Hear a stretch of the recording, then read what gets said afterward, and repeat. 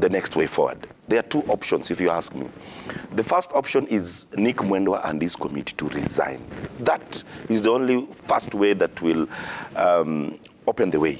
If they all resign, then that's when we can have a normalization committee. If they don't resign, then we are going to be stuck. The other option is them being reinstated. Those are the only two options. Let's not talk about dialogue, because dialogue has not worked and it will not work. I'm repeating it. The first option is Nick Mwendwa and his team to be reinstated back at Kandanda House. Then FIFA will start listening to us. And two, if the entire office resigns, then we are going to have the case, an example of what happened in Egypt.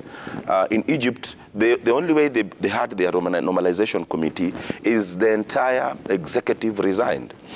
And FIFA was forced to come and salvage the situation. But having said all this, I think egos also are playing very hard in this situation. I believe that the next CS is going to have a lot of problems. Guys, I don't envy the next CS of sports because he's getting into a very murky mess, because in a short while I believe he or she might not be able to solve this problem.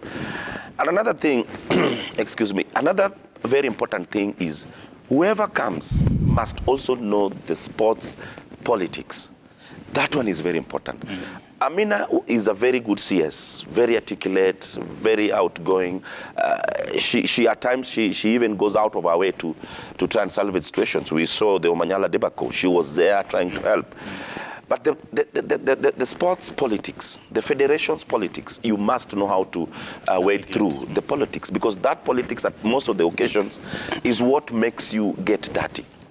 So whoever is coming in, if, once again, I have said it on this show, Raila Amolo Odinga or William Samoei Ruto, whoever is going to come in, we just don't need a CS. We need someone who's going to know how to wade through the politics.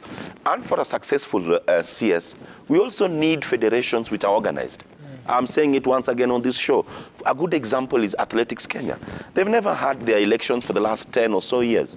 How do you expect an organization that is in such a quagmire to help the CS to operate?